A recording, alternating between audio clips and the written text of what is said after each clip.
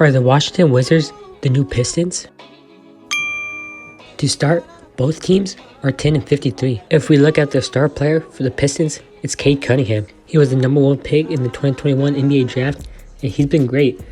Even though he was injured last year, he's improved a lot this year, especially in the second half of the season. He's become more efficient, and he's part of the reason why the Pistons are not the Pistons anymore. They're a better team, whereas the Wizards are becoming that team that you don't want to be. That team that when the Pistons played the Wizards say they don't want to be that team. That's what that game was about. And now the Wizards are that team. Whereas Cade Cunningham stepped up for the Pistons, no one has for the Wizards. Jordan Poole is coming off the bench now. And yeah, he's been great. He's averaging close to 30 points a game off the bench. And that's over a pretty good sample size. But the Wizards don't have anyone else really. Kyle Kuzma has been good, but he's not the star player. He's not going to carry the team to anything.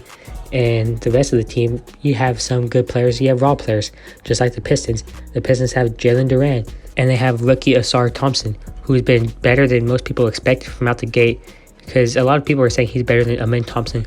While I personally disagree, Asar has been a better shooter, even though he's still got ways to go. And he's been a pretty decent defender, even though I think he's a bit overrated there too. While the Wizards have Bilal Coulibaly, who's also a better shooter than expected, and he's been a great defender as well. Now both him and Asar are years away from being an all-star, but they're still very great players and with a ton of potential, and you can see it in their performances, especially in the beginning of the year. While they haven't really done much as of late, they're still starting most games for their teams, and they're still playing a big role. Most recently, the Pistons lost to the Mavericks, in which Cade Cunningham had 33 points, 10 assists, and 9 rebounds. And they still lost, which is frustrating. It has to be. Cade Cunningham has looked pretty disappointed with the team a lot of times before, but at least he's going to get a big contract soon, hopefully, in the next coming year. But to go through a whole another year being on a rookie contract, that's not good. And is Cade Cunningham even going to be a career Piston? Who knows? Because the Pistons are a very poverty franchise, as we know. They haven't been good since Blake Griffin was there, really. And they haven't even had an all-star, even though I think Cade Cunningham should have been an all-star this year, personally. Meanwhile, the Wizards haven't had much success from outside John Wall and Gilbert Arenas. Ever since Wall started getting those injuries year after year, the Wizards would either fall in the early first round in the playoffs, or they wouldn't make the playoffs, even with Beal still on the team. And last year, offseason, trading Kristaps Porzingis to the Celtics, that's what really killed them. The Wizards don't have any future stars. I made a video about them already. I suggest going and watching it. But the Wizards are hopeless right now, and they have to depend on the draft to get somebody who can actually have potential to carry the team. Because the Pistons, they at least have Jalen Duran as well, who has issues. We've seen his, attitude issues, flagrants, technicals, all that sort of stuff.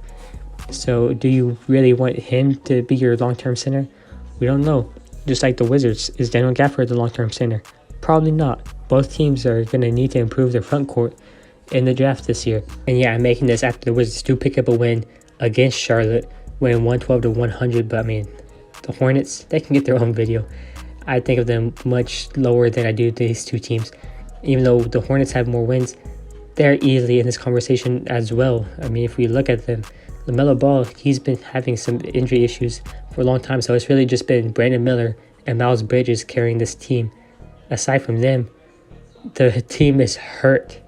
Grant Williams has been underwhelming since the trade deadline. He had 5 points in the most recent game. He's a worse Dylan Brooks.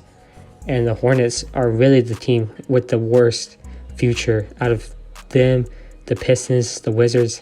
I mean, they're all pretty much the same team, just in different fonts. That's really what they are. Who do y'all see making the playoffs first? Because, yeah, I have to say the Pistons, they have the most players. They have Monty Williams as a head coach, who's not as good as we thought. But compared to these two other teams, the Pistons have a way out already. The Hornets, can they build around Brandon Miller? They have plenty of cap space. So we'll have to wait till the offseason for them. And the Wizards, yeah, they need to hit in the draft. But in terms of this season, these three teams are all the same. That's the bottom line. Thank you for watching. See you tomorrow.